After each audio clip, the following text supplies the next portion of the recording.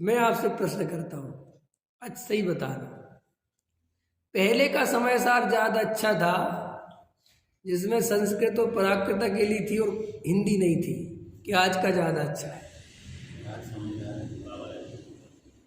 कौन सा अच्छा है? कि नहीं जो अब वो है पुराना, तो क्या काम का पुराना था? भाई तुम्हारे तो समझ नहीं आता ना, पुराना होने से क्या होता है? काम तो तुम्हारे पढ़ना चाहिए ना।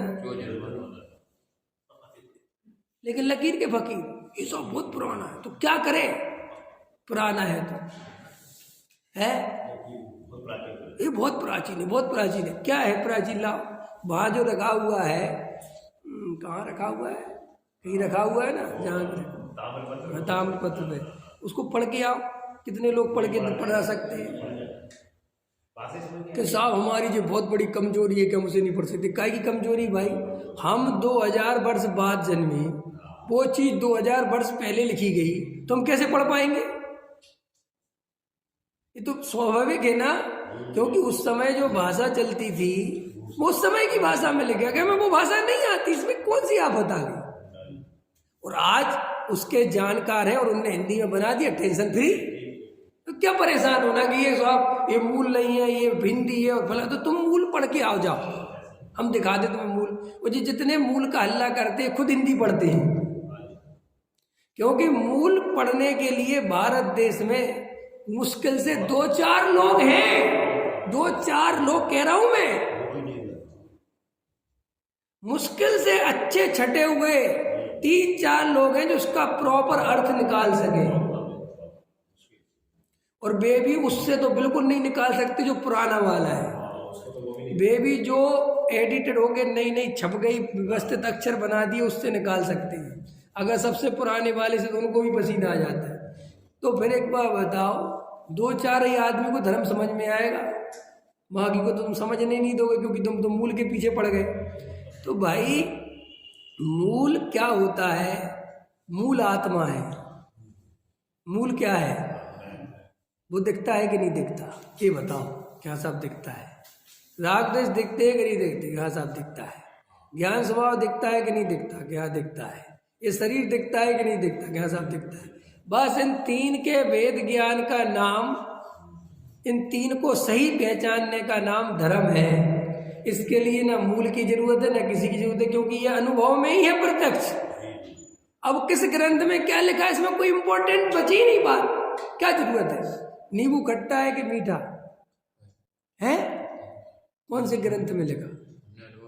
कि नहीं साहब ग्रंथ में लिखाओ नहीं लिखाओ क्या फर्क? नहीं नहीं, ऐसे थोड़ी हो सकता है, ढूंढ के लाओ।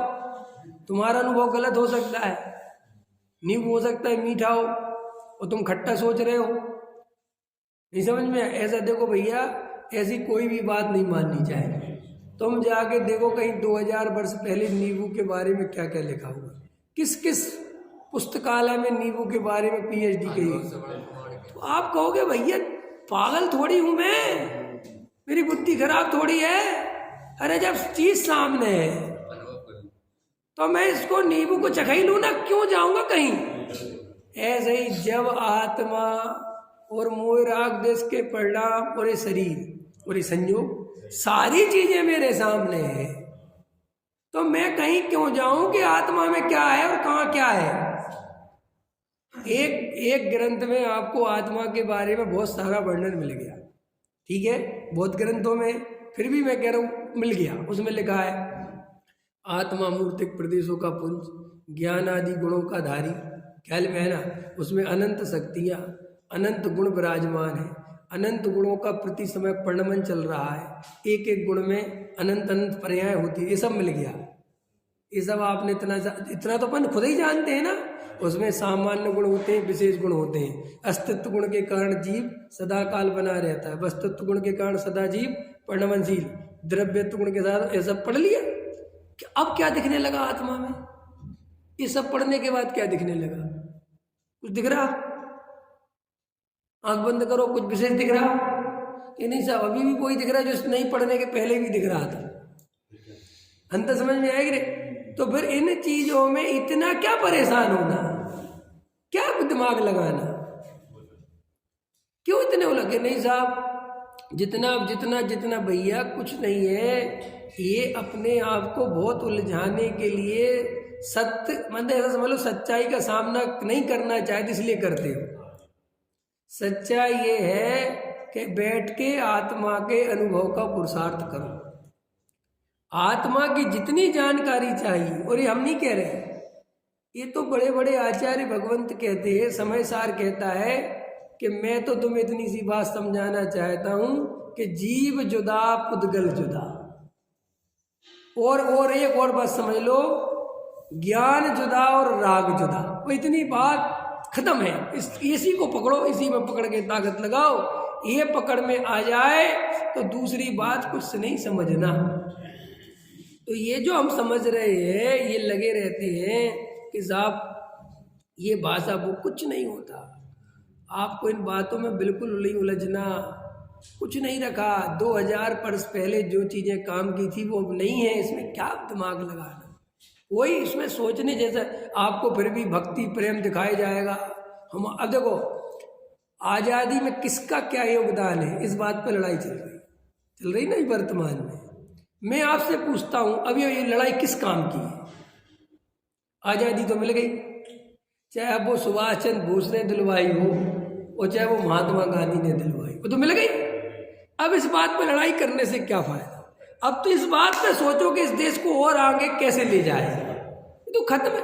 लेकिन आपको पता नहीं, हमारे पास बीज नहीं है कि हम आगे ले कैसे जाएं। हमारे पास कुछ नहीं हमें समझ में आ रहा है, इसलिए हम तो जब कुछ समझ में नहीं आता तो इतिहास पे लड़ने लग जाते हैं। ऐसे ही धर्म के क्षेत्र में अनुभव तो किसी को करना नहीं। ख्याल में है ना, इस ग्रंथ में क्या लिखा है, उस ग्रंथ में क्या लिखा है, न्याय में क्या है, फलाने में क्या है, ठिकाने में लगे हुए रात और दिन। अब ये ग्रंथ पूरा होगा दूसरा। अरे भाई मैं ये कह रहा हूँ कि तुम इतिहास में जितनी खोज कर रहे हो कि समय सार 2000 वर्ष पहले लिखा गया था कि 1900 वर्ष पहले लिखा गया था, कुंद कुंद नहीं लिखा था कि किसी और ने लिखा था, ये कुंद कुंद वो ही थे कि दूसरे थे, ये जो यार भैया कहाँ तक रखोगे इन बातों में कि साहब इतिहास पता होना चाहिए। क्या क्या कर लोगे, पता होगे सही और झूठा इतिहास क्या होता है। चलो आचार्य कुंद कुंद दूसरे थे जिनने समय सार लिखा था, वो नहीं थे। अब क्या हो गया, समय सार में कुछ बदल गया, कुछ क्या हो गया। ये प्रॉब्लम हमारी ये है कि हम परिचय पहले चाहते हैं ताकि हम उस मान्यता से पढ़ सकें। अगर इस ग्रंथ में, जैसे एक ग्रंथ है ना, इसमें से पेज हटा दो, कि जिसमें सूची वगैरह है ना, सब नाम वगैरह, ये सब हटा दो। किसी को पता नहीं चले कि कौन सा ग्रंथ है और किसने लिखा, और मैं तुम्हें दे दूँ, लो पढ़ोगे नहीं तो। हम इतने खतरनाक आदमी हैं,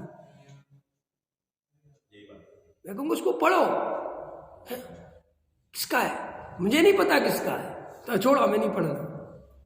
कि नहीं इसमें बहुत सत्य लिखा है, क्या पता किसने लिखा, कुछ एकांतवादियों का बोलो। आपकी हालत देखते हो, आपको कितनी चाशनी लगाई गई है नाम की, पंथ की, संप्रदाय की, जाति की।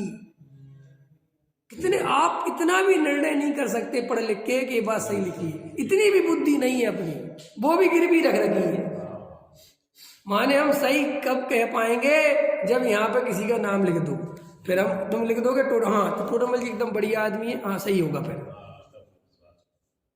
अगर हम अभी टोडामल जी ना का हटा दें, हो गए, अब देखना है क्या है, अब नहीं समझ में आ रहा है जी, क्या पता क्या लिखा। ये नहीं होता हमारे साथ। अगर आपको कोई प्रवक्ता बोल रहा है और ये हटा दिया जाए कि बीजेपी का है कि ये नीचे लिखा नहीं आना चाहिए, देखो आपकी साइकोलॉजी बदल जाएगी। आप उसका सबसे पहले आप ये खोज करो, ये किसका है, किसका, अरे किसी का हो, वो जो बोल रहा है वो सही है कि नहीं, उस पर फोकस नहीं जाता हमारा, उस पर ध्यान नहीं जाता। हमारा ध्यान कहाँ जाता है, किसका आदमी है, कहाँ से आया है, नहीं समझ में आया, बोल चलता है कि नहीं चलता। मैं आपसे कहूँ, मैं धार्मिक आदमी हूँ, मैं विवेक जी एक धार्मिक आदमी है, तो आप पता अगला प्रश्न, कौन से धर्म को मानते? मैं कहूँगी धर्म में तो वस्तु स्वरूप को मानना नहीं जी, वो तो अलग बात है, वस्तु स्वरूप को मान। जबकि किसी भी ग्रंथ में धर्म की परिभाषा यही लिखी, वस्तु स्वभावो धम्मो। क्या लिखी? जो वस्तु का स्वभाव वो इधर, वो कोई चैन की बात नहीं है। सारी दुनिया में धर्म वही हो सकता है जो स्वभाव है। साहब उनका तो धर्म ही, धर्म मान उनका तो स्वभाव ही बेकार है, कहते ना तो बेकार ही आदमी, उसका धर्म ही बेकार, धर्म माने स्वभाव। अब मैं आपसे कहूं कि मैं वस्तु स्वभाव को मानता हूं, तो आप मेरे से कहोगे इसका मतलब आप जैन हो। नहीं, मैं कोई जैन बैन नहीं साहब, वो जैन ग्रंथों में लिखा होगा तो ठीक है, लेकिन मेरे जैन से कोई वास्ता नहीं। आप मुझे जब तक कोई ना कोई नाम ना दे दो आपको शांति नहीं पड़ेगी। आप बिना पंथ संप्रदाय के किसी आदमी को देखने को राजी ही नहीं हो। आपसे मैं कहूं सब जीवों को भगवान देखो, कैसे देखोगे भगवान? जब बिना पंथ संप्रदाय के तुम कोई चीज देखते ही नहीं तो किसी को भगवान कैसे देखोगे? और सुनो, जो आदमी पंथ संप्रदाय से भी भिन्न नहीं देख पा रहा, वो द्रव्य कर्म, भाव कर्म, नो कर्म से भिन्न कैसे देखेगा? फिर तुम हमारे ग्रुप के हो कि उनके ग्रुप के हो? बोलो, ये लड़ाई झगड़े बंद होते हैं, ये मान्यताएं छूटती क्यों नहीं छूटती? इसका कारण है कि आपके बचपन में ये सब भर दिया गया है, और इतना भयंकर भरा हुआ है कि ये चश्मा निकलता ही नहीं।